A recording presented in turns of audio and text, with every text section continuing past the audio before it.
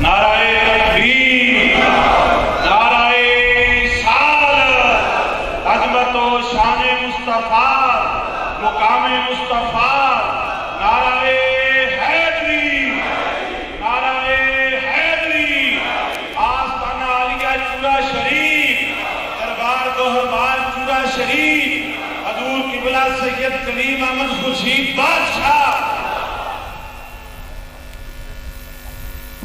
औज़ु बिल्लाहि मिनश शैतानिर रजीम, बिस्मिल्लाहिर रहमानिर रहीम।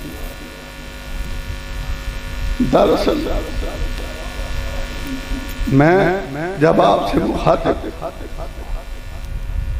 तो मुझे ऐसे महसूस होता है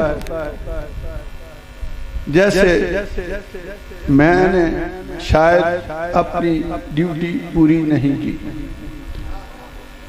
मैं सिर्फ आपसे एक तो डायरेक्ट दो मौज़ूआत पे बात करूंगा जो कि साहबजादा सैयद मंजूर हसन शाह साहब ने कन्फाइन किया है, एक वाक़या करबला और एक पाकिस्तान। पाकिस्तान बनने से पहले सबसे बड़े पार्लियामेंटेरियन स्पीकर हजरत कायद आज़म थे, उसके बाद सर रजा अली थे, लेकिन सर रजा अली पब्लिक स्पीकर भी थे। तो सर रजा अली कहते थे कि तकरीर करना फन नहीं है, अपने सामने बैठे दोस्तों से गुफ्तगू करना फन है। फिर नवाब बहादुर यार जंग थे, उसके बाद सैयद अताउल्लाह शाह बुखारी साहब थे। सबसे पहले मैं आपको ये बताऊंगा कि पाकिस्तान के मुतल्लिक जो जदोजहद की कायद आज़म ने, वो ताहिर बादशाह ने पिछले दिनों हमारे एक मुशायरा हुआ, उसमें क़याम पाकिस्तान की रूहानी मदारिज बयान की।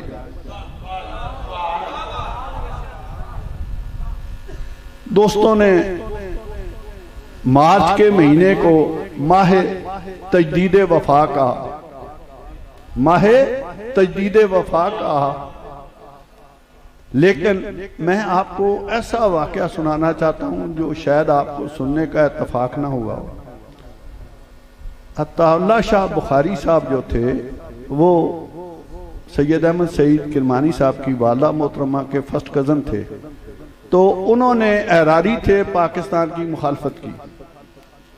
जब पाकिस्तान बन गया तो फिर वो लाहौर आए, तो उन्होंने कहा अहमद सईद तुम मुस्लिम लीगी थे, तुम सच्चे थे, तुम बेटे थे, तुम सच्चे थे, आज आना, आज मेरी भी तकरीर सुनना। फिर उन्होंने वहीं उसी जलसागाह में, पार्टी दरवाजे में जलसागाह में तकरीर की। तो उन्होंने कहा देखो दोस्तों, मैंने तुम्हारे सामने 40 साल तक कुरान मजीद पढ़ा, तुम झूमते रहे, नाहत पढ़ी, तुम सराहते रहे, दाद देते रहे, तकरीर की तो तुमने कहा वाह शाह जी, वाह जा जी। जब 40 साल बाद वोट मांगने आया तो आपने कहा जा शाह जी, जा शाह जी। मुझे इलेक्शन में वोट नहीं दिया, मैं हार गया, लेकिन आज मैं ना वोट मांगने आया हूं, बल्कि आज अहले लाहौर मैं तुमसे माफी मांगने आया, क्योंकि क़याम पाकिस्तान इजमाए उम्मत है, क़याम पाकिस्तान इजमाए उम्मत है। और जो आदमी इजमाए उम्मत को नहीं मानता वो इस मुस्लिम उम्मत मुस्लिमा का हिस्सा ही नहीं हो सकता। जो लोग पाकिस्तान को या इसके खिलाफ बात करते हैं वो इजमाए उम्मत के खिलाफ बात करते हैं, उनको ऐसा करने का कोई हक नहीं। दुनिया में इस्लाम से पहले भी मुख्तलिफ कवानीन थे, मुख्तलिफ शरीयतें नाफिज थी। मसलन ईरान में दारियोश कोड था, रोम में जस्टिनियन कोड था, हजरत मूसा अलैहिस्सलाम ने भी साहिब शरीयत नबी थे। लेकिन जितने कवानीन थे या एग्जिस्ट करते थे वो उनके जो तहरीर कुनिंदा थे उनके साथ खत्म हो जाते थे, उसमें इर्तकाई अमल नहीं था। मेरे आका ने न सिर्फ कानून बनाया, बल्कि कानून के माखज सोर्सेज दिए, कुरान, हदीस, इजमा, इस्तदलाल। तो मेरे आका ने कानून को एक इर्तिकाई अमल में कन्वर्ट कर दिया और इजमाए उम्मत उनमें से एक इस्लामी कानून का हिस्सा है। इसलिए क़याम पाकिस्तान इजमाए उम्मत है और उससे मोहब्बत करना, उसको सब कुछ देना, अपनी मोहब्बत दुनिया भर की, ये हमारा ईमान का हिस्सा है। अब मैं आपको इससे आगे लिए चलता हूं। भाई साहब ने कहा कि वाक़या करबला को मुख्तलिफ लोगों ने मुख्तलिफ अंदाज में बयान किया। मैं मैनचेस्टर टीवी पर गया तो उन्होंने मौजू रखा कि वाक़या करबला को आप मौजूदा तनाज़ुर में कैसे देखते हैं। तो वहाँ पे शिया हज़रात थे, उनके एक मुज्तहिद साहब थे, उन्होंने अपना नुक्ता नज़र बयान किया। एक मौलाना फजल रहमान साहब के फॉलोअर थे, कोई शेख अल इस्लाम साहब मैनचेस्टर से, उन्होंने अपना नुक्ता नज़र बयान किया। तो मैंने मौजूदा हालात के मुताबिक उसका तनाज़ुर में बयान करना था। तो मैंने कहा कि मेरे नज़दीक वाक़या करबला मशीते इज़्ज़ी था, एक तयशुदा अमर था। मेरे आका ने ख्वाब देखा कि हज़रत इमाम हुसैन सैयद शुहदा है और सैयद शुहदा उसी ने होना था जो इस दुनिया से प्यासा जाता, वरना पहले भी लाखों शहीद थे, बाद में भी करोड़ों शहीद होंगे, लेकिन सैयद शुहदा वही हो सकता है जो इस दुनिया से प्यासा जाएगा। और ये लोग जो मेरे आका के नवासे की ये शान बयान करते हैं कि वो प्यासा गया है, उनको मेरे आका के नवासे की शान का एहसास ही नहीं है। मेरा ईमान है कि अगर मेरे आका का नवासा चाहता तो दरिया फरात रास्ता बदल देता। वो लोग मेरे आका के नवासे के मकाम से आगाह ही नहीं है। अब देखिए कि वाक़या करबला के असरात ना सिर्फ पूरी दुनिया पर हुए, बल्कि इस धरती पर भी वाक़या करबला के असरात। देखें, अगर वाक़या करबला ना होता तो उस दौर में वो पहली जंग थी जो राइट ऑफ वोट के लिए लड़ी गई। यजीद ने राइट ऑफ वोट डिनाई किया। मेरे आका के नवासे ने एक वोट के तकद्दुस पर अपनी जान कुर्बान की। हजरत इमाम हुसैन से इंस्पायर होके हजरत कायद आज़म ने वोट की ताकत का अंदाजा किया। कायद आज़म ने वोट से हिंदुस्तान तोड़ा है, फौज से पता नहीं किया है। ये वाक़या करबला का एजाज है कि वोट से हिंदुस्तान टूट गया।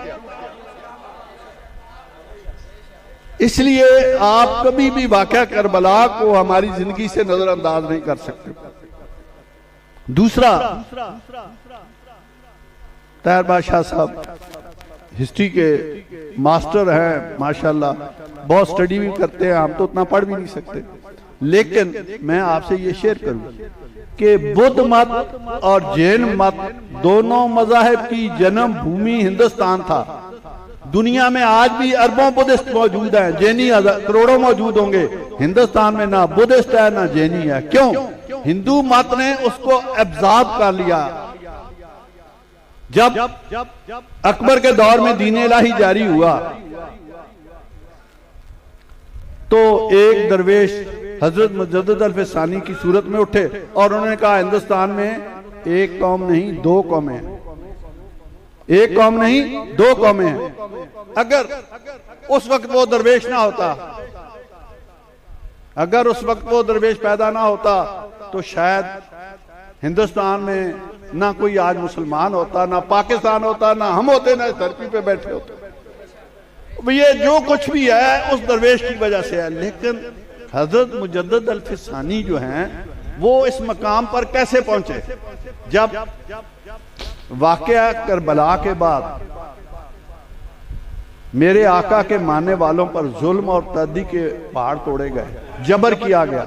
इस्लाम में तो रब्बानियत का तसव्वुर नहीं था। तो मेरे आका से मोहब्बत करने वालों के लिए जीना दूभर कर दिया गया। खिलाफत और मुल्कियत, चाहे मौलाना मौदूदी साहब से आपका इख्तलाफ हो, लेकिन तारीख का हिस्सा है, पढ़ लें आप। जब जुल्म तदी हुआ तो लोगों ने जंगलों का रुख किया और ये सूफिया के सिलसिले वजूद में आए। लेकिन किसी सूफिया के सिलसिले में देख लें, इब्तदा किसी दरवेश से होगी, लेकिन इंतहा मेरे आका के नवासे पर और अली पर ही होगी। इंतहा वो है, उसके बगैर कोई सूफिया का सिलसिला तकमील ही नहीं हो सकता, उसकी तकमील ही नहीं हो सकती। तो ये वाकया करबला की वजह से सूफिया के सिलसिले वजूद में आए। हजरत मुजद्दिद सानी, हजरत अब्दुल कादिर जिलानी जैसे लोग इस दुनिया में तशरीफ लाए और इस धरती पर जिसका नाम उस वक्त हिंदुस्तान था, उसमें इस्लाम की बका की जंग लड़ी। तो इसलिए वाकया करबला को किसी अंदाज में भी देख लें, उसको आप नजर अंदाज नहीं कर सकते। वाकया करबला के असरात जो है इस माशरे पे बढ़े। अब मैं हजरत मुजद्दिद सानी के साथ आपको एक और चीज का मुतल्लक बताना चाहता हूँ।